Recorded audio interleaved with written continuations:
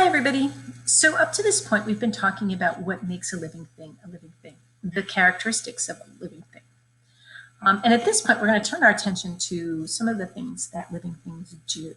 Now, some of these things that we'll talk about, some of these processes are true of all living things, and only some living things do.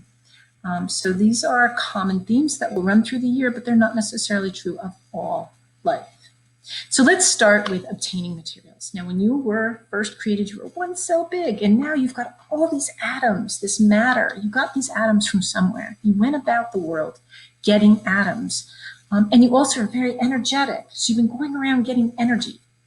Where does this stuff come from?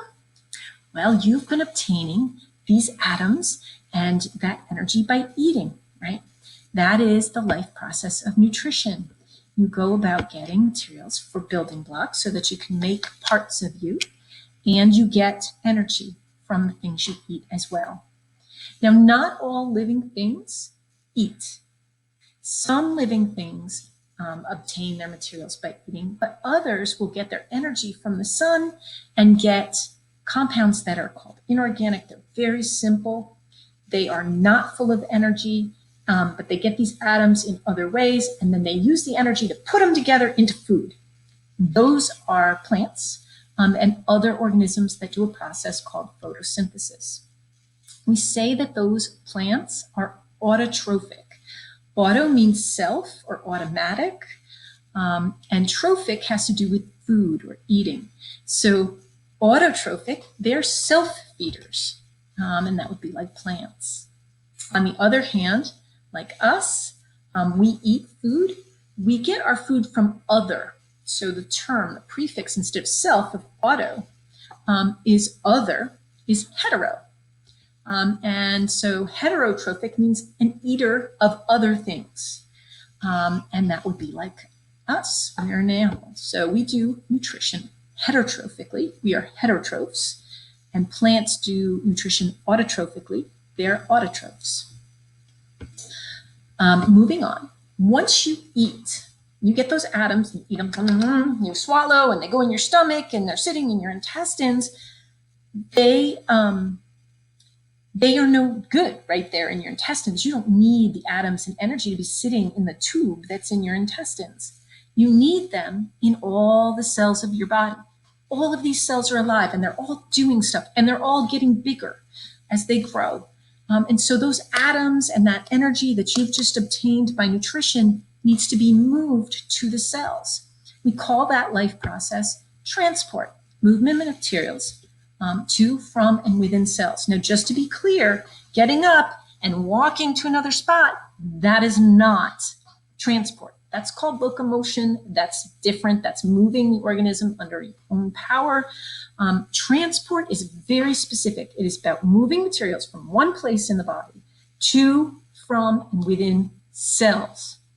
And transport can be happen in unicellular organisms. What we have right here is an amoeba. That amoeba can take oxygen or sugar that's out in the water, and it can diffuse or move into the amoeba. That's transport. And it can build up wastes when it does all the stuff it does, and those wastes can leave across the cell membrane. And that is transport, movement of materials to, from, and within cells. And if you are a single-celled organism, that's pretty darn simple. It just goes right across the membrane. But if you are a multi-layered animal, you're going to need a way to move the materials from one spot to another in your body, and then you're going to need a circulatory system. We have a heart and blood vessels that make up our circulatory system because we are multi-layered. We can't just get oxygen to diffuse from out here into the cell very deep within our body. We need to breathe it in, and then it needs to be transported to the cell through the blood. So we have this circulatory system that's doing transport to move materials to, from, and within cells. Now, plants are also multicellular, and they need oxygen and carbon dioxide and all sorts of stuff to get to their cells. And they also can't just have it diffuse across the edge like a single-celled organism. And so they also have something like a circulatory system. It's called xylem and phloem. And xylem and phloem carry food and water. Phloem, food is a good way to remember it. Xylem carries water. That's about moving the materials. Now, there's a couple things that can happen with those materials. We are going to need to either use them for building blocks or we're going to need them for energy. Very, very, very important life process. Put a star next to this in your notes. Once you get those materials to your cells, sometimes you're going to break them down to get the energy out. Other times you use them as building blocks. But if you're breaking them down for energy, really important life process called respiration. Do not confuse that with breathing. That's a totally different kind of respiration.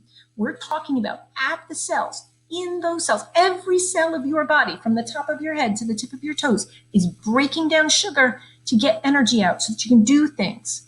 That's called cellular respiration.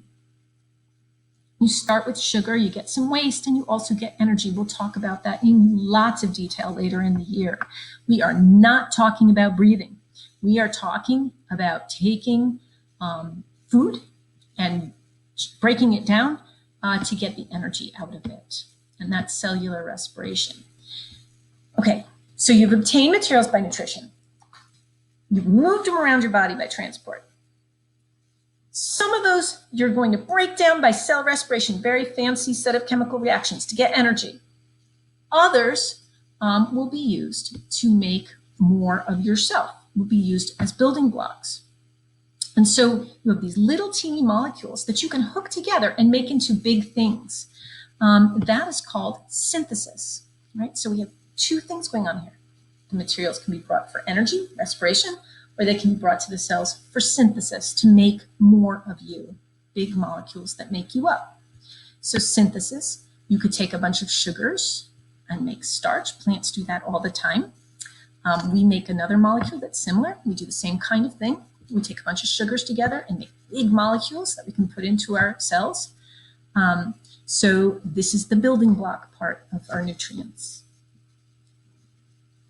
Once you build a bunch of these molecules together and you get a large molecule by synthesis, it won't do you any good if it's just floating around. It has to be made part of you. It has to be incorporated right into your cells.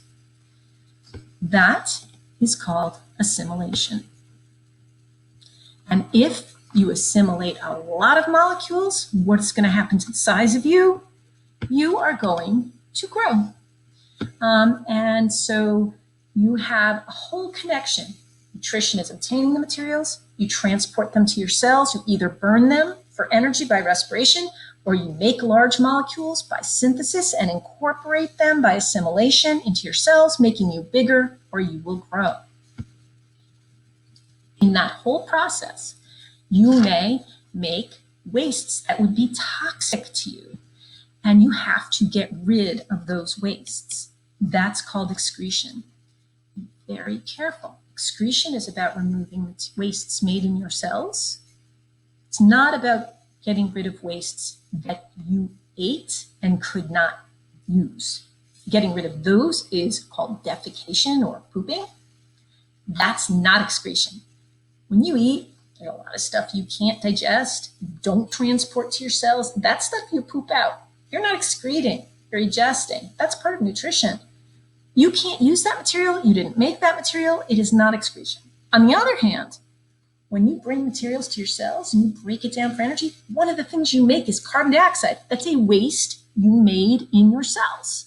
Well, that you bring back to your lungs and you exhale, that's excretion. Breathing out is excretion. Pooping is not. Urinating or peeing is also excretion, because those are wastes you made in your cells when you break down something called proteins. We'll talk about later. So be very careful. Excretion is about removal of materials made in your cells. So right here we have a kid exhaling, having a great time at a birthday party, excreting right there in front of everybody, getting rid of carbon dioxide. All of this has to be controlled, and that is done by regulation. And if you keep everything healthy, we say you have maintained homeostasis. That is where everything stays in balance. If you're eating enough nutrients and you're transporting them to the right places and you're breaking down the right things for energy by respiration and you're making by synthesis the right molecules and you're assimilating them into your cells and growing properly. And all that stuff happens all the way it should. If you've controlled that by regulation, you will be healthy or you will have maintained homeostasis. For example, you need to maintain a constant temperature. All this falls apart if you're too warm or too cold. So you need to keep the right temperature in your body. To do that, you control it with your brain and your nerves and your hormones, so that if you get too hot, you cool yourself down, and if you're too cold, you warm yourself up. And all of that is regulation to maintain a constant 98.6 degrees Fahrenheit or 37 degrees Celsius. So you're doing regulation, controlling it all, so you can maintain homeostasis, a constant temperature.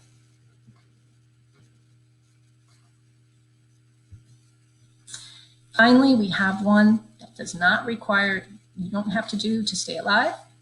This one is making more offspring like yourself. Most organisms do this, and that is reproduction. You can reproduce where there's one parent and the offspring are identical, or you can have two parents and the offspring are only similar. The first one is asexual. The offspring are identical, there's no sex. And the other is sexual reproduction.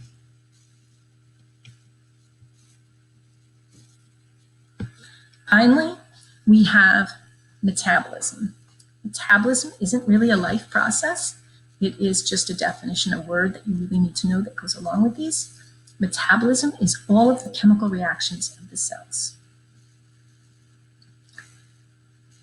Out in the real world, when you say metabolism, you mean